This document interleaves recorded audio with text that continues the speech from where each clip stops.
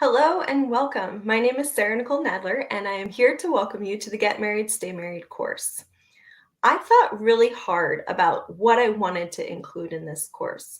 See, I'm a minister. I actually got ordained when I was 19 years old in a little tiny church, basically a hole in the wall in Mexico. It's a long story, which I'm not going to try to get into right now. But I spent my 20s, 10 years, delivering over 1,000 hours of marriage coaching to couples all across the United States and Mexico. And I am here to share just little nuggets of wisdom to help you either A, recover your marriage if you've kind of fallen into marriage autopilot, as I like to call it, or things aren't really working right for you guys anymore. Or if you're brand new to this concept, you just got engaged, by the way, congratulations, to really help you lay the foundations to actually make this marriage a success. So, who am I? Why would I be someone you'd listen to? Well, if you've read my book, you know that I actually got married for the first time when I was 22. And I thought I knew everything about marriage. I, had successfully married parents. I'd watched all the Disney movies. I knew everything about love. And about 2 years later, I stared at my divorce papers and I thought very, very differently. So I understand what it's like to go through a rough patch, and I understand what it's like to give up. And for me, that was really a changing point. I decided I wanted to learn everything there was about marriage so that this would never happen to me again, because it was really just completely devastating. So I don't want your marriage to ever get to that point. And that is why I'm going to be sharing with you some just tips, some education. Think of it as we're going to be doing exercises and theory to really get a well-rounded concept of what marriage is. And believe me, if you're going through a rough patch, or if you feel like you've started to grow apart, you're going to find tools in this course that you can use, but they will only work if you actually apply them. So make sure you study hard. Make sure you actually apply each step. Almost every lesson, there's going to be an action step I recommend you do. So please don't go on to the next lesson until you've completed that. All right. Now let's get started.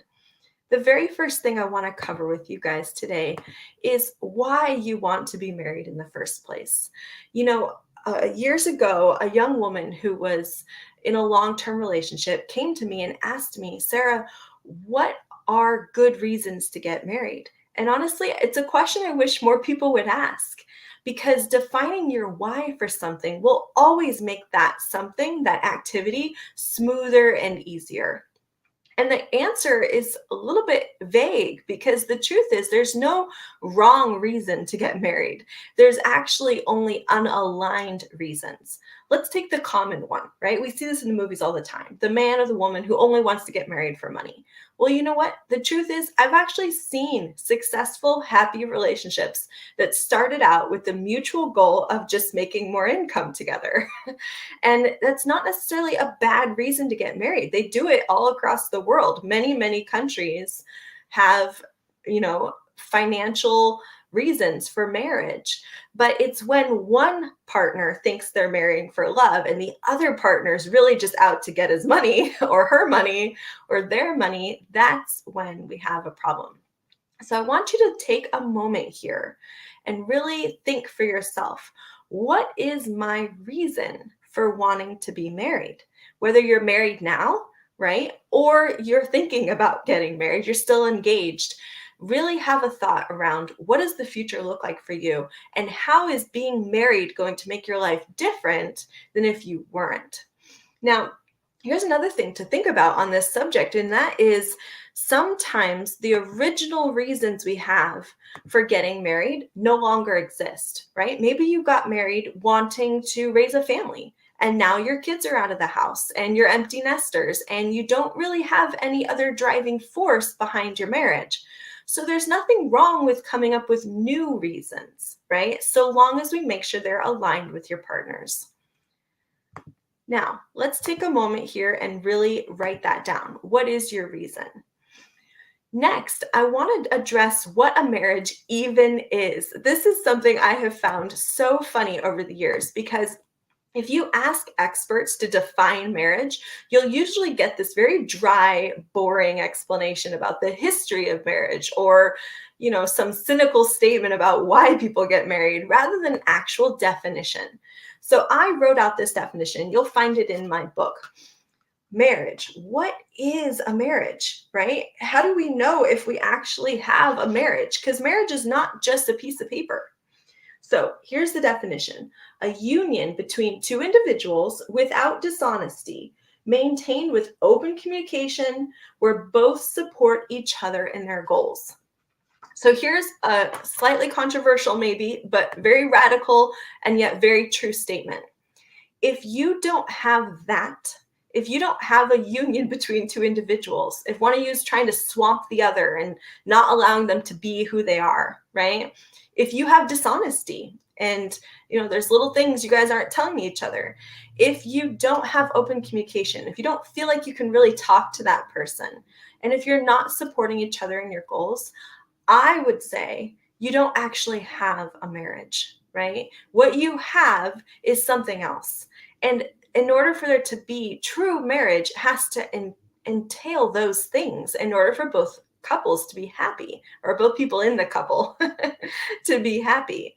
So it's not to say that there aren't relationships that lack some of these things, but you'll find usually those relationships are not particularly happy. And I can say this from 1,000 hours of marriage coaching, but also from my own failed marriage. I completely have failed on probably every single part of this at one point or another. So just recognize, there's no shame in acknowledging that there is something to improve about your marriage. Now, let's take a look at what else really composes a marriage. One thing that I hear again and again and again when I'm working with a couple is this concept that, well, I married the wrong person, right? I hear that a lot. I married the wrong person. And I finally one day sat down and thought to myself, marriage is a lot like baking a cake. Yes, you do need to have certain ingredients, right? And it's true. Maybe you bought the wrong ingredient when you went to the grocery store, and that's why you're having a hard time building this cake. But in my experience, working with hundreds and hundreds and hundreds of couples, it's not the ingredients of your partner that are wrong. 9 times out of 10, the problem is actually that neither of you ever learned how to bake. So I want you to think about this for a second. I want you to think back to the last time you tried to make a cake, or, and I want you to wonder for a second and really visualize this. I want you to actually take the eggs that belong in that batter. I want you to boil them first, and now try to mix them in that cake batter. Doesn't that just sound disgusting? It sounds awful, and it probably would never, ever, ever work in terms of making a really good cake. You have to have raw egg. So yes, there is something to be said for having eggs in the first place. If your partner is completely lacking in empathy and just is a total sociopath, of course you're not going to have a happy marriage. But most people are not sociopaths. Most people can change. By the way, the very definition of a sociopath means that they are the only type of people who actually are incapable of changing their behavior because they don't see anything wrong with complete evil, right? Most of us know that what we're doing is hurting their partner or is upsetting them, and we are capable of changing. So if your partner is capable of changing, then you probably do have all the ingredients you need, and we just need to learn how to bake that cake.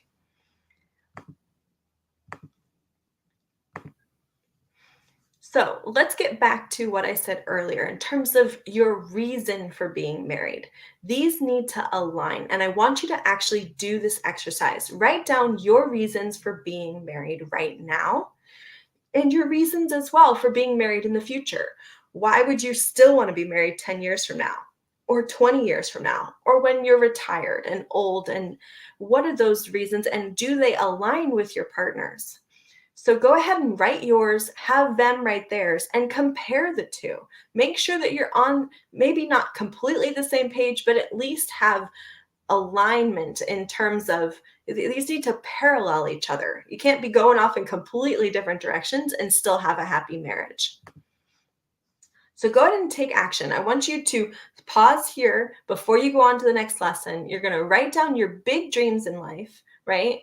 compare your marriage to that definition I shared. Are you actually both helping each other to accomplish your dreams by being married? And then also write down why you want to be married and how that's going to contribute to the achievement of the goals you both have. All right, so pause here now with this video and go ahead and do that.